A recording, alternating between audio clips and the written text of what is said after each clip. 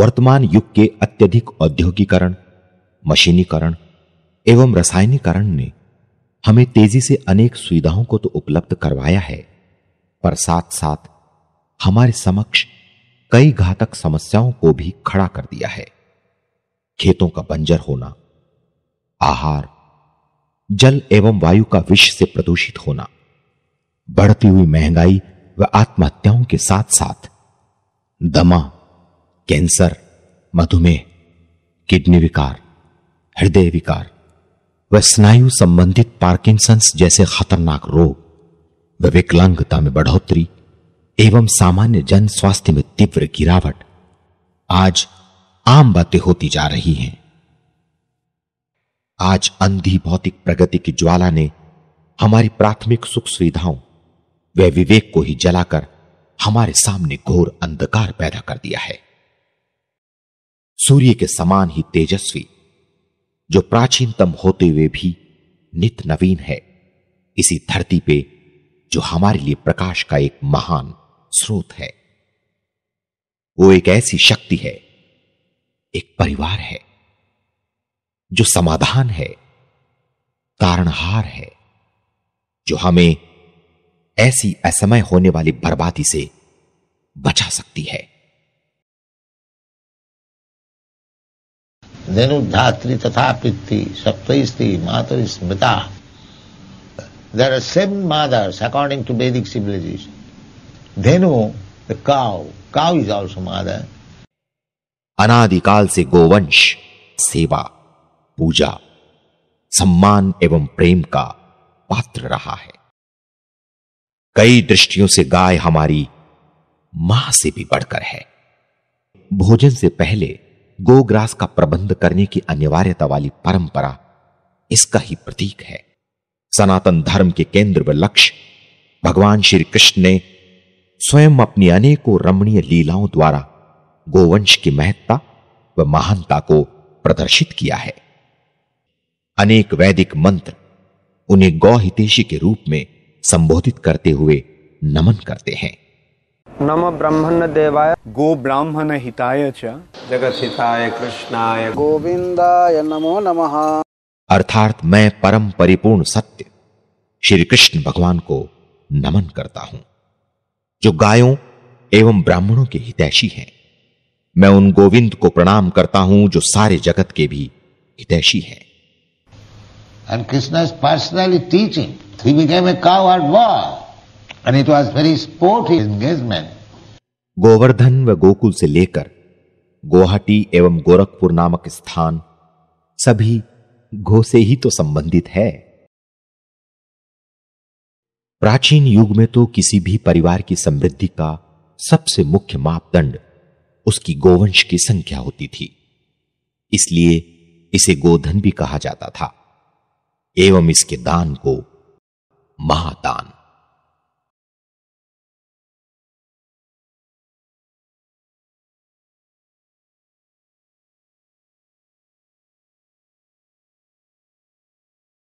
इसके आध्यात्मिक महत्ता के साथ इसके आर्थिक एवं स्वास्थ्य संबंधित उपयोगिताएं इसका प्रमुख कारण रही है। बुद्धिमान एवं जानकार जीवों के लिए आज भी एक चलता फिरता चिकित्सालय होने के साथ साथ जैविक खाद, कीट नियंत्रक, ऊर्जा, आहार एवं अनेक उपयोगी सामग्रियों का उत्पादन करने वाला एक स्थानीय कारखाना है।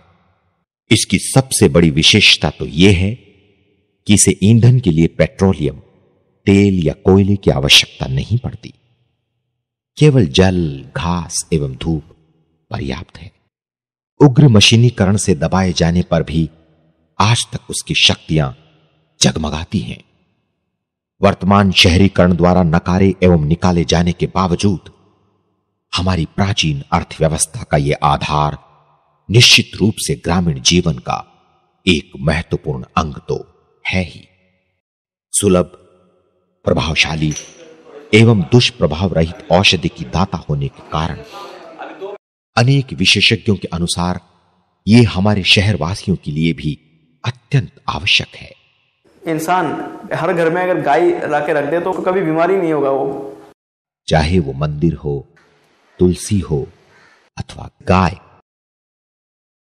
वैदिक संस्कृति में पवित्रता के किसी भी सूचक को झुककर प्रणाम करना, स्पर्श करना एवं परिक्रमा या प्रदक्षिणा करने को अत्यंत शुभ एवं शुद्ध करने वाला माना जाता है।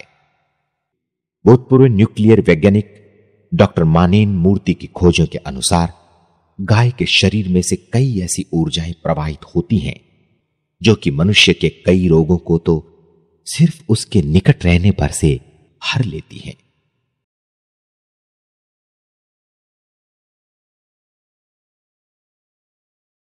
गाय के ऊपर प्रतिदिन हाथ फेरा जाए तो भी बहुत से रोग नष्ट होते हैं। इतना ही नहीं, गोधूली अर्थात उसकी पैरों की धूल से भी हमें काफी प्रकार के लाभ होने की जानकारियां हैं।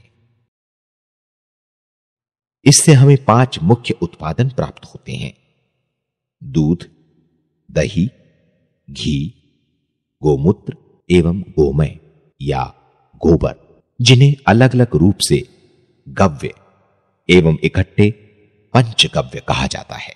महाविषों को विषहीन कर देने की क्षमता जो रखता हो वो पंचगव्य। We use Panchagavya to bathe the Supreme Personality of Godhead.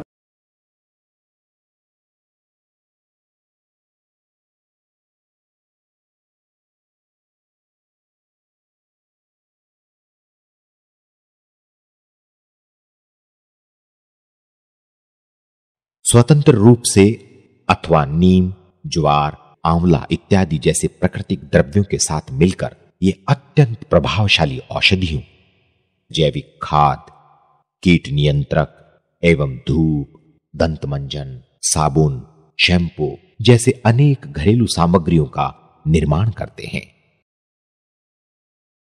Sanskrit में दुग्ध या दूध उसका सबसे प्रसिद्ध गव्य है। इसके असाधारण खाद्य एवं औषधि गुण का कोई विकल्प नहीं है। वेदों ने इसके दूध का गुणगान अमृत कहकर किया है एवं आयुर्वेद इसे सभी दूधों में श्रेष्ठ बताता है। इसके गुण मधुर रस, मधुर विपाक, शीतवीर्या एवं लघु है। अगर उचित ढंग से ग्रहण किया जाए तो यह मस्तिष्क, हृदय, पेट, लीवर, किडनी, रक्तचाप एवं शरीर की लगभग सभी प्रणालियों के लिए एक श्रेष्ठ प्राकृतिक औषधि है। अनेकानेक आधुनिक अनुसंधानों ने भी इसकी गुणवत्ता की पुष्टि की है। Milk from the indigenous cows is therapeutically better. It has got medicinal values. The big-sized fat globules from the buffalo milk are not as efficient to reach the human brains through our veins as the small-sized from indigenous cattle are available and are able to support us in our thinking, in our working. It is very useful for the younger children and also for the elderly people in the family because for nutrition, for the digestion aspects, the smaller size is better. Dull brain cannot understand what is spiritual knowledge. If you get milk products, you can prepare so many preparation full of vitamins which will nourish your brain. अन्य कई अति आवश्यक तत्वों के अलावा ये cancer व ads जैसी भयानक बीमारियों से बचाने वाले कैरोटीन व मोनोसैक्रिन जैसे बहुमूल्य द्रव्यों को उपलब्ध करवाता है। मानव मस्तिष्क की नव सेल्स के विकास के लिए ये एक बहुमूल्य उपहार है एवं मां के दूध के बाद शिशु के लिए ये ही सर्वोत्तम आहार भी है। गोदूध से ही प्राप्त गोदधि अर्थात दही एक और अति प्रसिद्ध गव्य है जिसका भारतवर्ष में अलग से अथवा भोजन के साथ काफी प्रयोग किया जाता है। यह शरीर में पाचन क्रिया के बाद पोषण तत्वों के अवशोषण में सहायता देता है। इसके गुण इसके स्वाद के साथ बदल जाते हैं। जब यह मधुर होता है तब यह वात को कम कर कफ को बढ़ाते हुए शरीर में स्थूल को बढ़ाता है। जब यह खट्टा होता है तब यह पित्त और कफ को बढ़ाता है। साधारण शब्दों में ये सूजन, उदर, अर्श, अरुचि, प्लीह विकार एवं पांडु रोगों में विशेष रूप से लाभकारी है। इसकी छाछ से बना तक्रारिष्ट नामक एक आयुर्वेदिक मिश्रण भयानक दस्त एवं पाइल्स या मस्से के निदान के लिए प्रसिद्ध है। न तक्रा सेवी व्यथा ते कदाचित न तक्रा दग्धः प्रभावंती रोग। आयुर्वेद का यह श्लोक कहता है कि जो व्यक्ति विधिवत तरीके से छाछ का सेवन करेगा उसे कोई शारीरिक पीड़ा नहीं होगी, और जिन रोगों का निदान छाछ करती है वे फिर लौट कर नहीं आते। दही से प्राप्त होता है घी, पोषण की दृष्टि नियंत्रित रखती है। इसके अलावा चक्षुष, हृदय और विषहरण गुणवत्ताएं भी हैं। साधारण भाषा में कहा जाए तो ये मस्तिष्क, हृदय, आंख, त्वचा और शरीर के लगभग सभी अंगों के लिए एंटीऑक्सीडेंट गुणों से भरपूर एक बहुलाभकारी बलवर्धक औषधि है। स्मरण शक्ति विकास, घाव भरने व त्वचा के रोगों में भी इस जीव रसायन एवं आहार पोषण विज्ञान विभाग के डॉक्टर एन विजय कुमार के देसी गाय के घी पर की गई खोजों में भी घी को कोलेस्ट्रॉल स्तरों को बढ़ाने के बजाय 8 से 15% कम करते हुए पाया गया है। हजारों आयुर्वेदज्ञों के साथ चारकों ने इसकी मिर्गी, लकवे जबरदस्त लाभ पाए हैं। मेरी माताजी को लकवे का अटैक हुआ कि उनका पूरा चेहरा एक तरफ घूम गया। उसी समय मैंने गाय के घी की 2-2 बूंदें गर्म करके उनके नाक में डाली। 15 मिनट में ही मस्तिष्क को इतनी प्राण शक्ति मिल गई कि उनका लकवा ठीक हो गया और उनका चेहरा वगैरह एकदम नॉर्मल हो गया। अगर उस समय मेरे घर में ये गाय का घी नहीं होता, वो ब्रेन के जो सेल्स वो डेड हो जाते और उसके बाद उनका आधा शरीर बेकार हो जाता। फिर धीरे धीरे कई महंगे उपचार करने पड़ते हैं, कई साल निकलते हैं, बहुत कष्ट उनको भुगतना पड़ता और तब जाके कहीं उनकी स्थिति सुधरती। लोनावला के सुप्रसिद्ध डॉक्टर तंबी तो हार्ट ब्लॉक तक को हटाने में इसका सफलतापूर्वक उपयोग करते हैं। इसके अलावा भी छेना, मक्खन, पनीर जैसे दूध के कई उत्पादन हैं जो अनगिनत स्वादिष्ट मिठाइयों एवं पौष्टिक आहारों का आधार है। राष्ट्रीय दुग्ध विकास बोर्ड के अनुसार सन 2006-2007 में भारत का कुल वार्षिक दूध उत्पादन 10 करोड़ टन से भी अधिक था, जो उसे विश्व भर में प्रथम स्थान पर पहुंचा देता है। इसका 40% से भी अधिक दूध गायों से आता है और उसमें भी लगभग 70% दूध डेयरी का न होकर किसानों से आता है। आश्चर्यजनक नहीं है कि भारत के करोड़ों परिवारों की इस पर भारी निर्भरता है और वर्तमान परिप्रेक्ष्य में गायों को पालने के पीछे यही सबसे मुख्य कारण है। मगर क्या आपको विश्वास होगा कि इतने चमत्कारी गुणों के बावजूद वैदिक संस्कृति में अनेक दृष्टिकोणों से इससे भी अधिक महत्व गोवंश के मूत्र एवं गोबर को दिया गया है। ऋषि मुनि, साधु एवं शास्त्र सदियों से उनका गुणगान करते आ रहे हैं।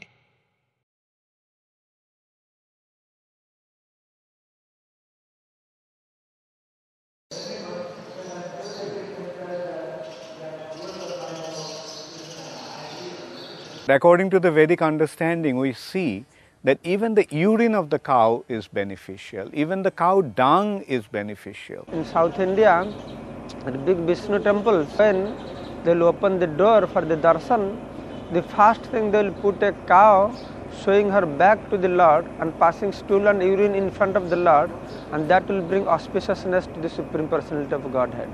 भगवान श्री कृष्ण को बचपन में जब उन पर कोई संकट आता था तो गाय के मूत्र से स्नान कराया जाता था।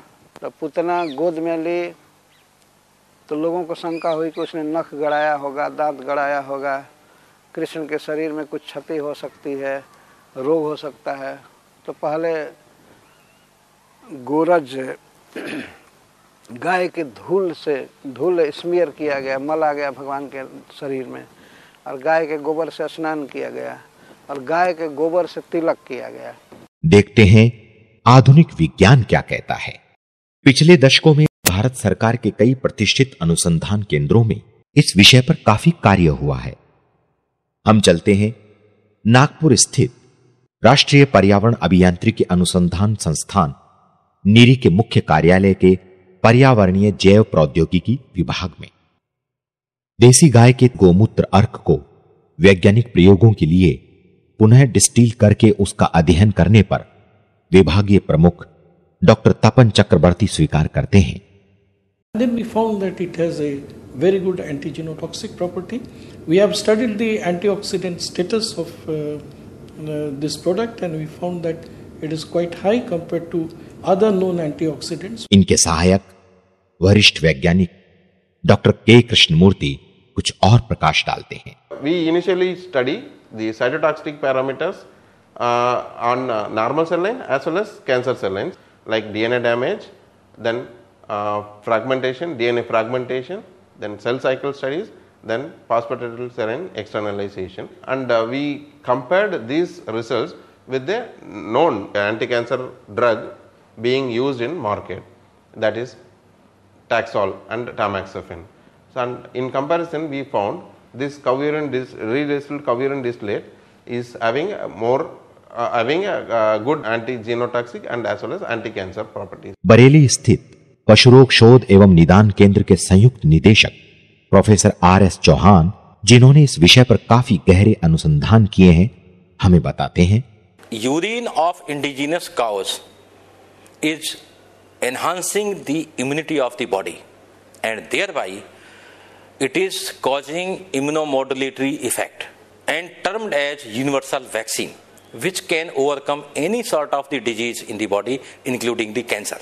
अब हम चलते हैं वर्धा स्थित महात्मा गांधी ग्रामीण औद्योगिकरण संस्थान के जैव प्रसंस्करण विभाग की वैज्ञानिक श्रीमती सुधा तिवारी के पास, जो पंचगव्य पर विभिन्न अनुसंधान एवं विकास कार्यों से काफी समय से जुड़ी हुई हैं। वो भी इसकी पुष्टि करते हुए कहती हैं, We have worked on this Gomutra standardization for the last 3 years, 400 samples, and then we have found that the phenol content of this Gomutra is very high, and due to that phenol content has a very good antibacterial, antifungal properties. So all these properties have already been proved by modern sciences and they have been taken patents on this. CSIR के NBRI के माध्यम से गो विज्ञान अनुसंधान केंद्र नागपुर ने गोमूत्र की अन्य एंटीबायोटिक्स की एंटीमाइक्रोबियल क्षमताओं को बढ़ाने की गुणवत्ता को विकसित कर उस पे अमेरिकी पेटेंट प्राप्त कर लिया है। उसकी एंटी कैंसर क्षमताओं से संबंधित भी एक और यूएस पेटेंट प्राप्त कर लिया गया है। CSIR की नेरी के द्वारा उसकी एंटीऑक्सीडेंट क्षमताओं पर भी एक पेटेंट का निवेदन दाखिल किया गया है। आयुर्वेद में गोमूत्र को सभी मूत्रों में किस लिए श्रेष्ठ बताया गया है, अब यह स्पष्ट समझ में आता है। Gomutra is Kaphavata hara. It is lekhana, reduces obesity, kushtagna. It alleviates skin disorders like eczema, psoriasis, leukoderma. It is also hypocholesterolemic.